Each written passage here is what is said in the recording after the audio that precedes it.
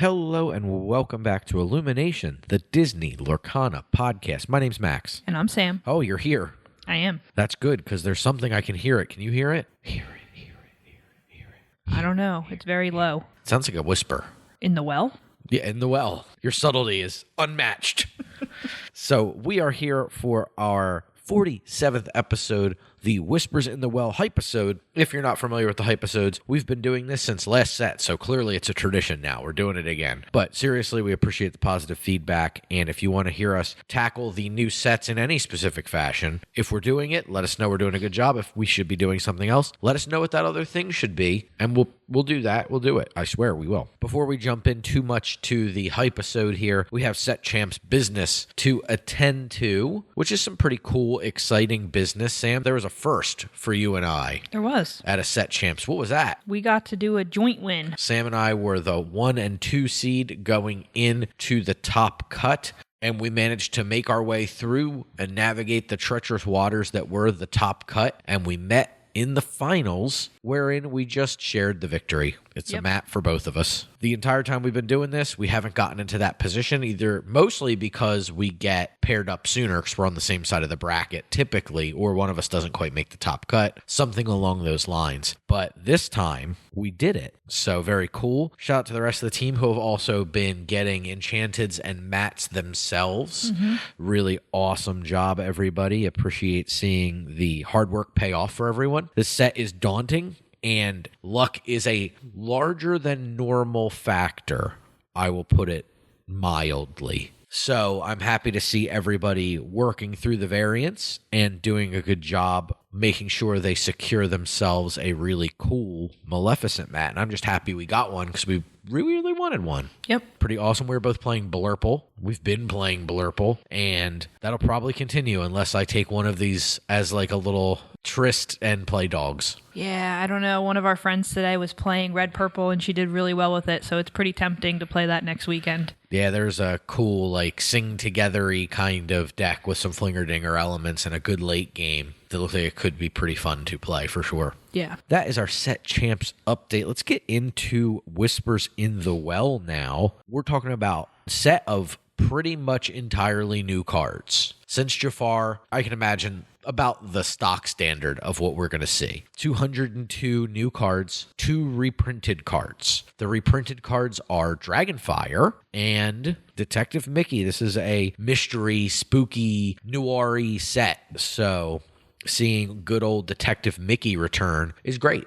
Yeah. It's also great if you've been hoarding a bunch of Brave Little Prince because the price of that's gone up like 148%. The price of the promo DLC Dragonfires have gone up quite a bit too. Yes, they are back to a little higher than they were at the time they were available, which is about $50. They're up to a little over 60, I think, now at time of recording. So a lot of people excited for having these cards. I think Dragonfire is a card we were sorely missing from the Fabled meta. Yeah, I agree. So I'm happy to see that come out. We have 2 iconic cards. They've been revealed so far, unless there are more. But at time of recording, there are 2 iconic cards. Seems like that's going to be kind of the bog standard for iconic cards. We have the new Hades and a new Ariel, which both look really cool. I think both are quite exciting choices for an iconic card. Both seem very playable. I agree. We're going to have, of course, enchanted cards and the new epic rarity, along with the iconics coming back for the set as well. Everything looks really neat. I think the look of this set is really cool. It's got that spooky, and they kept referencing in the art stage that they did that one of the big drivers was noir in general, being a very cool,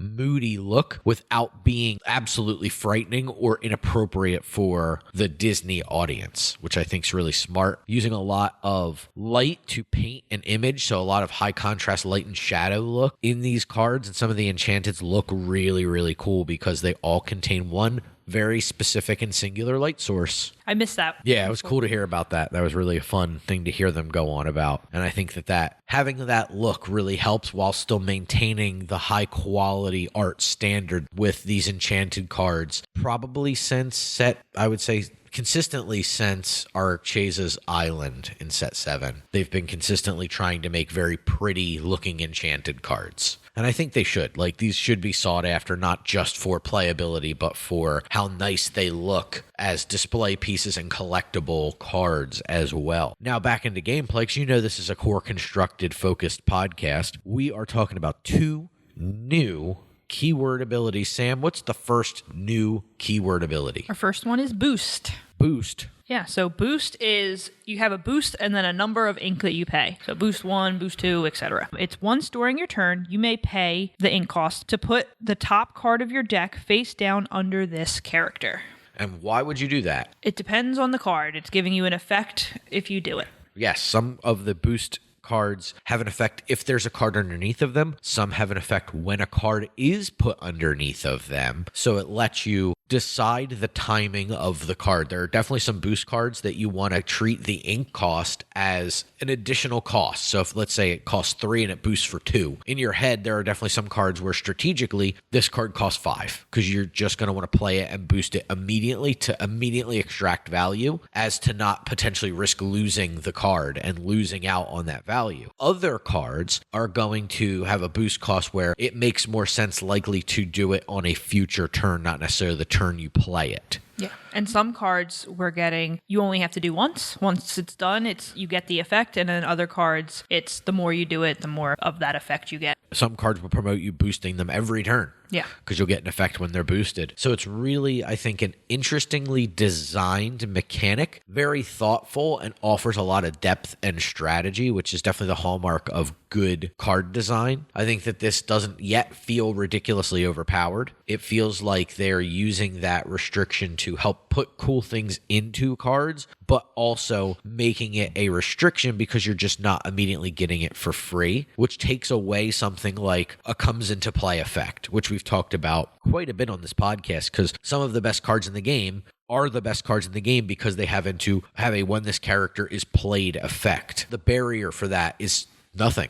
It's playing the character. So you're getting the effect stapled onto a stat line. So the stat line and the effect put together are often the sum is worth more than what you're paying for the parts. You strip off a piece of the card, you're still left with sometimes something really extra and that's really good. I think Hades is a good example of this. We had Let It Go in set 1. We have Hades in set 1. Hades is a 3/6/2 with the ability of when it comes into play, you take a chosen character and put it into that player's inkwell, exerted. Let It Go is a song, so it was a single-use version of that did that as an action for 5, and it was inkable. So basically, you get a 3/6/2 for 2 additional ink and an uninkable card in general. There's no card in Lorcana. There was no way they would print a 2 cost that was a 3/6/2 with no ability. Like an uninkable 2 cost 3/6/2? That's insane. That's way too good. Yeah. But if you think about it, that's what you were getting the stat line of Hades for if that ability of putting a character into the inkwell at 5. And we've seen kind of a similar play on that with Into the Unknown as a single-use action song that costs 3.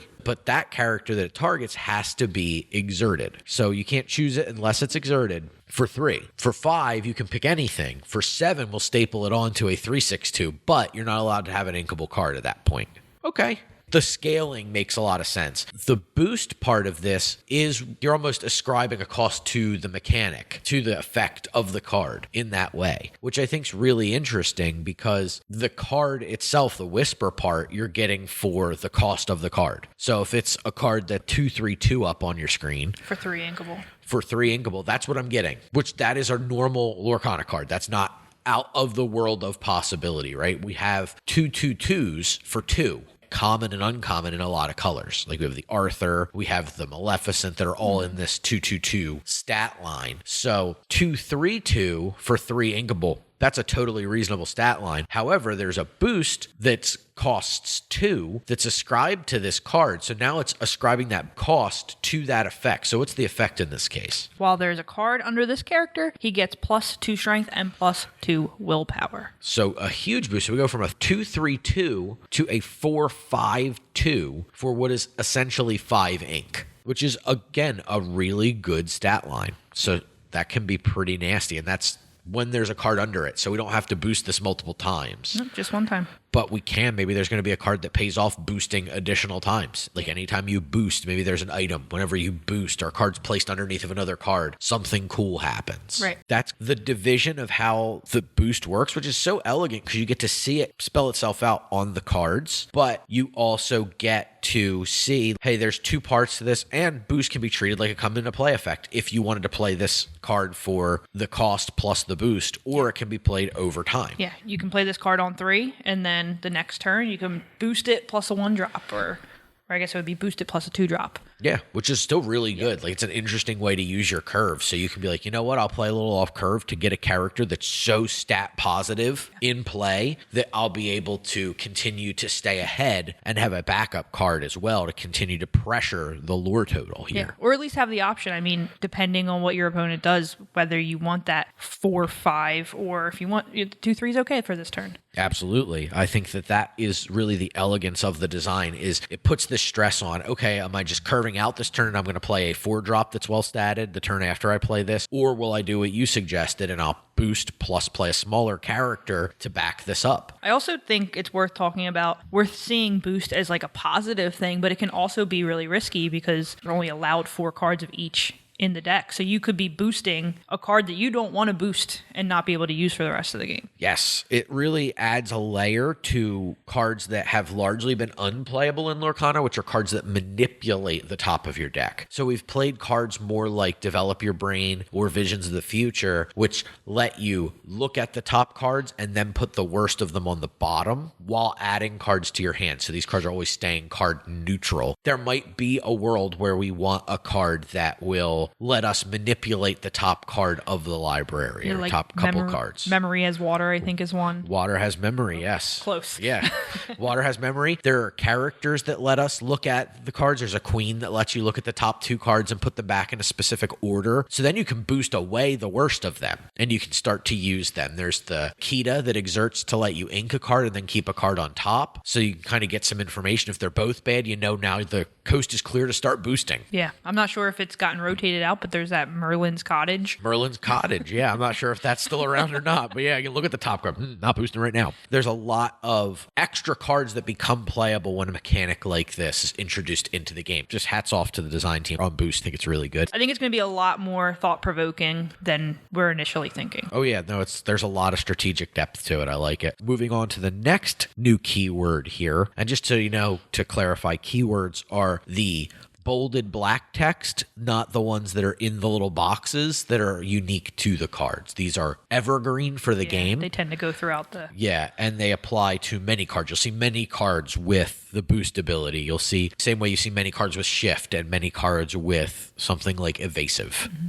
This new one is kind of like evasive, isn't it? Kind of, not quite. We have alert. This character can challenge as if they had evasive. A lot to unpack in one sentence there. Is on your turn, they can challenge as though they had evasive. It is not like the former version of this we're used to seeing, which is on your turn, this character gains evasive, meaning they get the keyword evasive, meaning they get the benefits of cards that would interact with cards that give a boost of some kind to evasives. Peter Pan's dagger gives all evasive characters 1 strength. The steel characters that get evasive on your turn would get that benefit. These new alert characters would not get that benefit. And we've seen this be very important in conversations early on about alert, because one of the very important cards in the meta right now that alert cards do not interact favorably with is a certain elephant in the room. Yeah, Dumbo. Dumbo, ninth wonder of the world. That card is very, very important right now to the Amethyst strategy.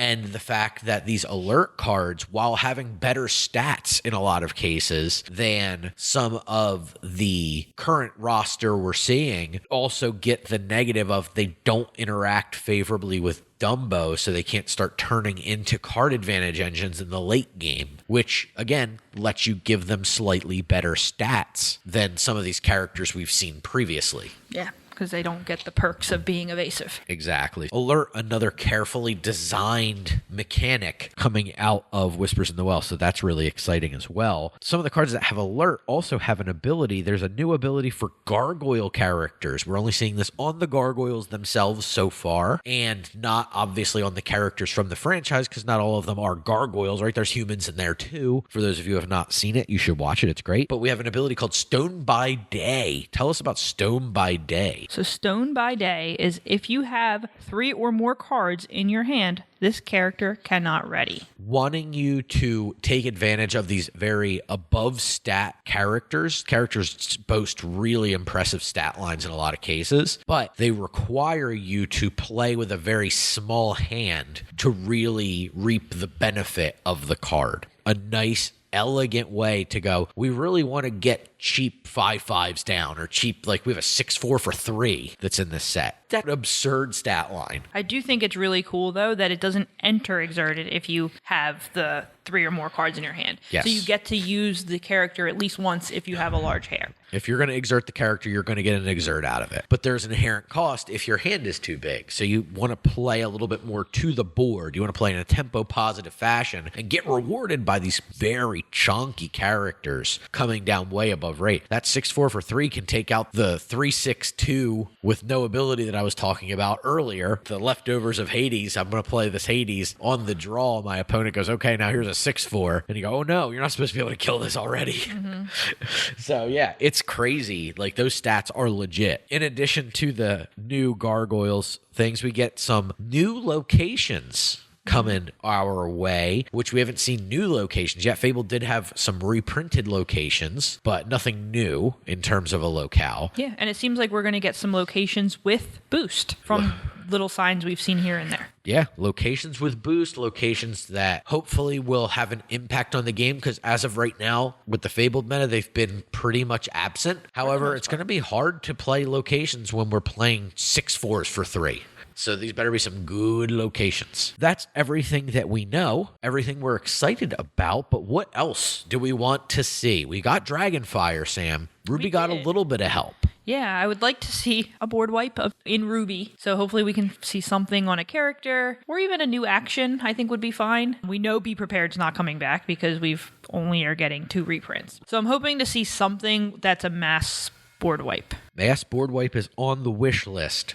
I think it would offer a little bit of variety and strategy, for sure. Having to struggle our way through Heads Held High plus Under the Sea is a risky prospect. We haven't seen the Baja colors, the Emerald Sapphire color combination, really convert in terms of core constructed results. So I think that a 14 cost 2 card board wipe is not exactly where we want to be in terms of catching up from behind. I think that the meta has kind of proven that point. I think we're in a very nickel and dimey time, and I think being able to convert some X for ones will be really nice. We're seeing some cards that I would want to continue to see more of, and I've been talking about it probably every time we do one of these wish lists, is cards that help you when you're on the draw. Seeing David Xanatos from Gargoyles, he comes in, he's a 3/2/1 for 3 inkable. When he comes into play, you can discard a card. If you do, you get to deal 2 damage to a chosen character. So you're taking that card that you get from being on the draw,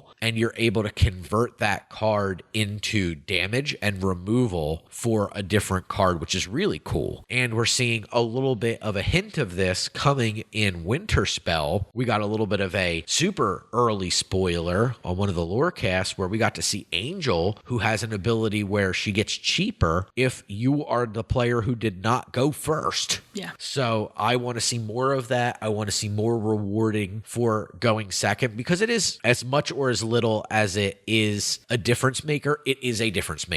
There is a margin for how disadvantaged you are in this game if you do not win a random selector or are not the high seed in a top cut. And I think that margin needs to be not necessarily 50-50, right? Like, there should be something close to, there should be an approximation in some direction for these cards, and that's what I really want to see. The other thing I want to see is I want a card that is good on turn whatever in the early game, 2, 3, 4, and a card that is good on turn 12, 13, or 14. That's what I really want. The closest version of a card I think we have to that is maybe Genie. It's rare I'm sad to see a Genie at any point in the game. So I think that may be the only card right now that's good early and good late, or good on time and good in the late game, where most cards, we don't have that. We don't have the Madam M Foxes right now, where this card's awesome on time to help keep me in a game against an aggressive deck, and it's awesome late to let me value engine my way by bouncing something back to my hand. So we just don't have those cards right now, and the versions we have are so trivial that it's not good enough